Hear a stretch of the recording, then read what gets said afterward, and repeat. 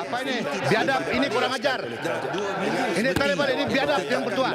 Memang kurang ajar, ini bawa mata layak dulu sini. Something, what you want?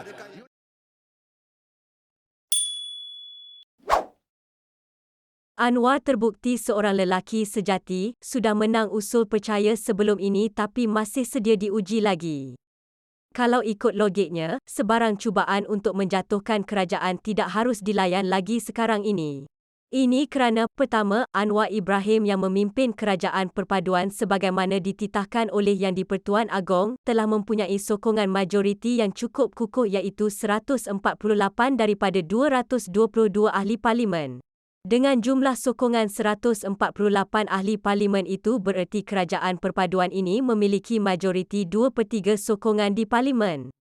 Memang tak logik sama sekali jika kedudukan majoriti sedemikian kukuh masih lagi mahu digugat atau diterbalikkan.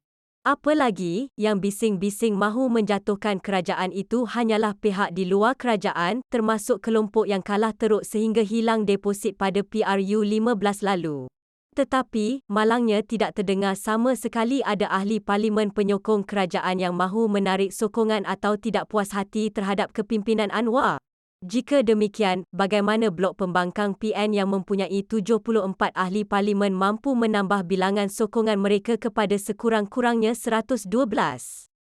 Yang kedua, sebaik saja mengangkat sumpah sebagai Perdana Menteri pada 24 November tahun lalu, perkara pertama yang dilakukan Anwar ialah mengumumkan agar usul percaya terhadapnya dibentangkan di Parlimen pada 19 Disember 2022.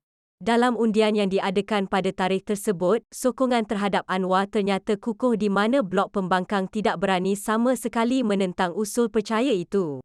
Mahyadin Mat Yassin yang mendakwa dirinya mempunyai cukup sokongan sebelum itu juga tidak berani menonjolkan dirinya untuk diundi berlawan dengan Anwar.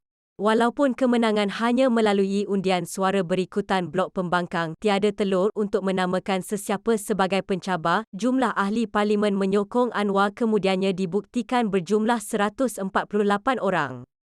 Dengan dua perkara di atas, sebenarnya tidak perlu lagi dilayan sebarang cubaan untuk menukar kerajaan.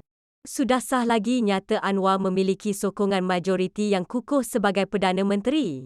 Takkan setelah disahkan di Parlimen pun masih lagi berbangkit isu mahu menjatuhkan beliau. Hakikatnya, peluang sudah pun diberi tetapi mereka tiada keberanian untuk mencabar kedudukan Anwar.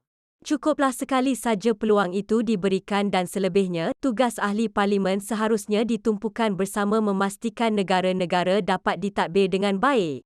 Jika tiap kali sidang parlimen perlu dibentangkan usul percaya, tidak percaya, apakah kerja dan peranan ahli-ahli parlimen hanya untuk menukar kerajaan saja?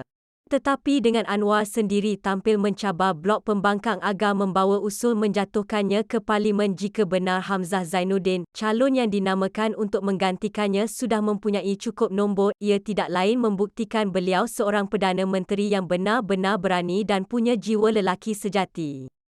Jauh daripada sifat pengecut sehingga tergamak mendaruratkan parlimen sebagaimana dilakukan Mahyadin sebelum ini, Anwar sebaliknya mahu pertarungan secara anak jantan dilakukan di tempat yang paling berwibawa iaitu parlimen bagi menentukan keabsahan seorang Perdana Menteri. Yang menarik lagi, beliau sedia diuji buat kali kedua, walhal sudah pun memenangi usul percaya sebelum ini.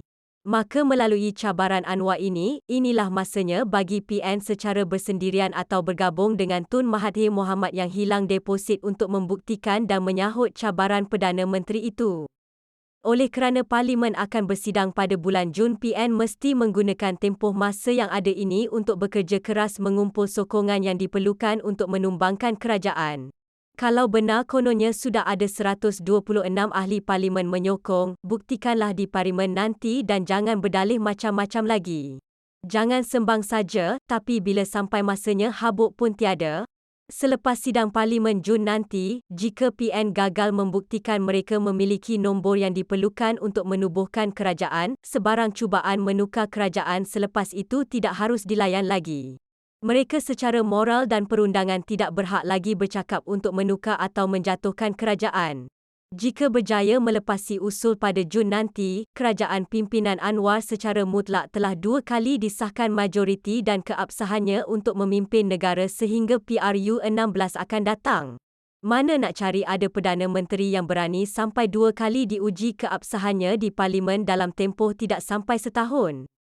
Takkan nak diuji lagi buat kali ketiga atau setiap kali sidang Parlimen nak dibawa usul menjatuhkan Perdana Menteri?